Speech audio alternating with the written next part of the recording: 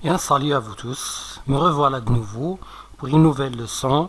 Et cette fois-ci, nous allons faire l'application de ce qu'on a vu dans l'introduction sur les plans d'opinion. Donc, nous allons voir comment concevoir une opinion pour un plan dialectique, pour un plan concessif et pour un plan progressif. Bien sûr, après avoir fait les autres plans, nous verrons aussi comment faire une introduction pour ces plans. Bien. Alors, maintenant, nous passons au plan dialectique. Le sujet est le suivant. Donc, tous les sujets sont des sujets sur la peine capitale, sur la peine de mort. Mais après avoir fini tous les plans, je vais vous donner un ensemble de dissertations produites par moi. D'accord. Un exemplaire pour chaque plan, un exemplaire pour le plan dialectique, pour le plan concessif, et ce sera varié, ce sera des sujets vraiment variés. Mais maintenant, j'essaie de faire la plupart des exemples sur la peine capitale, d'accord, pour ne pas se perdre en un ensemble de sujets. Bon, maintenant, certaines personnes pensent que la peine de mort est abominable, alors que d'autres non. Et vous, qu'en pensez-vous? Donc, je veux maintenant commencer mon sujet. D'accord. Donc, on a dit pour amener le sujet, les méthodes qu'on a vues pour amener les sujets, ce sont des méthodes qu'on utilise dans tous les plans. D'accord. Donc, ce que je fais ici, c'est pas vraiment spécifique au plan dialectique. On peut aussi l'utiliser dans le plan concessif, dans le plan progressif, ou bien dans un autre plan analytique, ou bien le reste. Donc, la méthode que j'ai choisie, d'accord, puisque je vous ai dit dans la leçon précédente que vous avez le choix entre plusieurs méthodes. Parfois, vous trouvez une méthode bien qui ne convient pas vraiment à un certain type de sujet, d'accord? Mais généralement, les 5 méthodes que je vous ai proposées sont compatibles avec toutes sortes de plans. Donc, la méthode qu'on a ici, c'est la méthode du constat, c'est-à-dire on constate l'état du thème, l'état de la chose qu'on est en train de discuter actuellement. Donc, de nos jours, les condamnations à mort, ou bien à la peine capitale, se sont considérablement raréfiées. Raréfiées, donc le mot c'est rare, c'est-à-dire il n'y a plus grand nombre, le nombre est de plus en plus petit. Donc ici on a constaté que les condamnations à la peine capitale se sont raréfiées, c'est-à-dire on n'a plus beaucoup de condamnations à la peine capitale. D'accord ? Si on compare bien sûr avec autrefois. Mais on n'a pas cité autrefois. Si on a cité autrefois, ce sera ce qu'on a appelé l'approche historique. Bon, maintenant, pour annoncer le plan, d'accord, très important ce que vous voyez ici en bleu, c'est un rappel de ce qu'on a vu dans la leçon précédente. Les opinions des partisans et des opposants doivent être citées. D'accord ? C'est-à-dire, après avoir amené le sujet, vous citez les opinions. Vous pouvez les citer de cette façon, en effet, tandis que certains, ce sont les opposants ou bien les partisans, d'accord, ça dépend de l'opinion qui vient après. Donc, tandis que certains continuent à penser que la peine, ou bien que les assassins doivent être mis à mort, condamnés à mort, un nombre en continuelle croissance de gens, ce sont les opposants ceux-là, ont acquis la conviction que cette condamnation est une abomination. Alors, on a cité l'opinion des partisans qui continuent à soutenir la peine de mort, et on a aussi cité l'opinion des opposants. Vous pouvez, dans une phrase, sans citer chaque opinion, dire que les opinions à propos de ce sujet s'opposent. C'est-à-dire, vous pouvez dire ici, en effet, les opinions des gens controversent à ce propos. Ou bien, on remarque que tous les gens ne sont pas d'accord sur ce sujet. Ou bien, d'accord ? Donc, c'est une façon de montrer qu'il y a plusieurs opinions. Ou bien vous citez l'opinion des partisans ou l'opinion des opposants, ou bien vous dites que plusieurs opinions coexistent ou bien cohabitent à propos du thème. Maintenant, nous passons à la problématique. Et la problématique, c'est deux façons. Les deux premiers pointillés de la liste, c'est la première façon et la dernière, c'est la deuxième façon. Donc, la première façon, vous posez la question sur la véracité, la justesse des deux opinions. C'est-à-dire, vous dites laquelle des deux opinions est la plus judicieuse, la plus juste, la plus vraie si vous voulez, d'accord? Donc, ou bien, vous dites lequel des deux partis. Un parti, vous connaissez parti de l'istiqlal ou bien de, d'accord? Donc, c'est un mot qui signifie un groupe de gens qui ont la même pensée. D'accord? Bon, alors, lequel des deux partis a-t-il raison? Donc, ça, c'est la première façon. Vous posez une question sur les deux opinions qui est la plus juste parmi elles. Donc, la deuxième façon, c'est une question fermée ou bien une interrogation totale. Poser une question à laquelle on répond par oui ou bien par non. La peine capitale est-elle condamnable? Ce sont surtout ces deux manières que vous devez utiliser pour poser une problématique concernant le sujet dialectique. Donc, si vous posez une autre sorte de question, la plupart du temps, cette question n'aura pas comme réponse l'opinion des partisans et l'opinion des opposants ainsi que votre opinion. D'accord?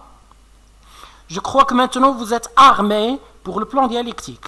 Amenez le sujet, exposez les deux opinions, dont la partie d'annoncer le plan, et posez l'une des deux questions que vous avez devant les yeux ici, d'accord, dans la troisième partie qui est poser la problématique, d'accord. Bien sûr, les mêmes questions, vous pouvez les formuler d'une autre façon, mais c'est toujours avec le même contenu. Nous passons maintenant au plan concessif. Et pour le sujet, c'est presque le même sujet, mais à la première partie, Victor Hugo pense que la peine capitale est abominable.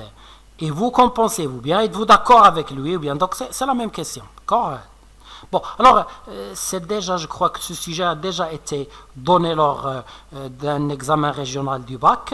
Bon, maintenant, nous voyons ici, comme on a dit, pour le plan concessif, on a simplement une seule opinion. On n'a pas les deux opinions. On peut opter pour le plan dialectique ici, on peut opter pour le plan progressif ici, d'accord? Mais ce sera un choix moindre que celui du plan concessif. Donc, nous passons maintenant à amener le sujet. Puisque nous parlons ici de Victor Hugo qui est dans le programme, vous pouvez amener le sujet à partir de l'œuvre, à partir du dernier jour d'un condamné. Alors, soulevé par une condamnation à mort à laquelle il a assisté, Victor Hugo a publié en 1829 un roman à thèse débattant de ce thème. Parlant de ce thème, sous le titre de « Dernier jour d'un condamné ». D'accord? Donc voilà, nous avons amené le sujet. Nous avons parlé de Victor Hugo qui a écrit sur ce sujet. D'accord? Bien, mais vous pouvez aussi choisir la méthode qu'on vient d'avoir. Qu'on vient de voir, je m'excuse, dans la partie du plan dialectique. Ou bien l'une des autres méthodes. Maintenant, pour annoncer le plan, ici, on expose l'idée, l'opinion qui est proposée dans le sujet. On a vu dans le plan dialectique, on expose les deux opinions. Ici, non. Ici, on expose simplement l'opinion. Donc, c'est pour ça que certains professeurs vous disent, pour l'introduction, reformulez le sujet. D'accord? Parce que si le sujet parle d'une opinion, vous dites l'opinion dans la partie d'annoncer le plan. Si le sujet comporte deux opinions, vous dites les opinions dans la partie d'annoncer le plan. Donc, c'est un peu vrai ce que disent les professeurs, d'accord, mais c'est pas vraiment scientifique, c'est pas vraiment très calculé. Ça ne montre pas à l'élève ce qu'il doit faire. Mais ici, je crois que vous êtes bien situé. Vous amenez le sujet pour le plan dialectique, vous exposez deux opinions. Pour le plan concessif, vous exposez une seule opinion. L'opinion qui est dans le sujet, d'accord. Alors ici, l'opinion qui est dans le sujet, c'est que Victor pense que la peine capitale est abominable. Donc la peine capitale est abominable.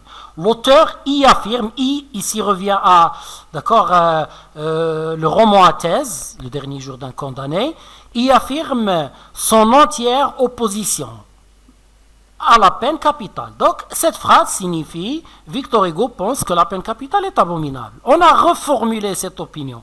Comme disent les professeurs, on a reformulé le sujet.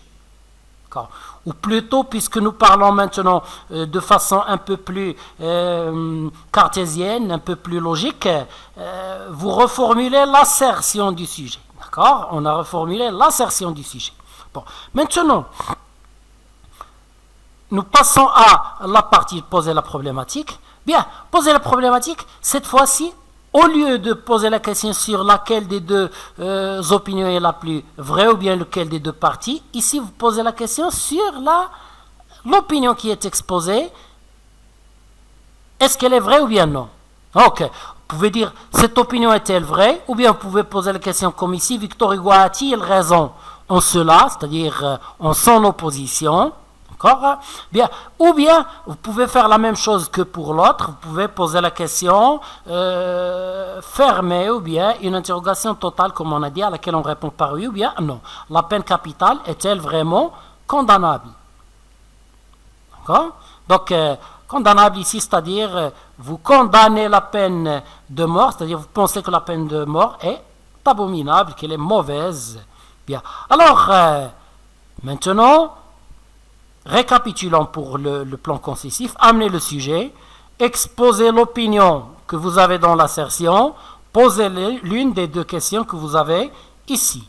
Il nous reste le plan progressif, bien sûr, et pour le plan progressif, c'est le même sujet, mais avec une consigne différente. Victor Hugo pense que la peine capitale est abominable, montrez qu'il a raison de dire cela. Donc, on ne vous demande pas s'il a raison, on vous dit de montrer qu'il a raison. Alors, pour amener le sujet, l'une des deux façons, ou bien des 5 façons qu'on a vues dans amener le sujet dans la leçon précédente, pour annoncer le plan de la même manière que pour le plan concessif, c'est-à-dire c'est très mauvais d'exposer les deux opinions dans l'introduction pour le plan progressif. Pourquoi? Parce que vous n'allez pas citer les deux opinions dans le développement. Donc, pour le plan progressif, vous faites la même chose que pour le plan concessif. D'accord? Vous citez l'opinion qui est dans l'assertion. D'accord?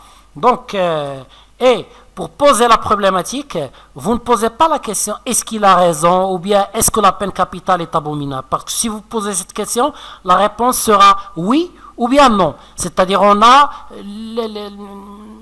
deux facettes de la réponse. Donc le mieux, c'est de ne pas poser une question fermée, mais de poser une question ouverte. En quoi Victor Hugo a-t-il raison? C'est-à-dire, en quoi Victor Hugo a-t-il raison? Que signifie cette interrogation? Ça signifie que Victor Hugo a raison. On ne pose pas la question s'il a raison ou bien non. Non, Victor Hugo a raison. Mais en quoi? Notre sujet, ce sera en quoi il a raison. Donc, on va développer cette idée.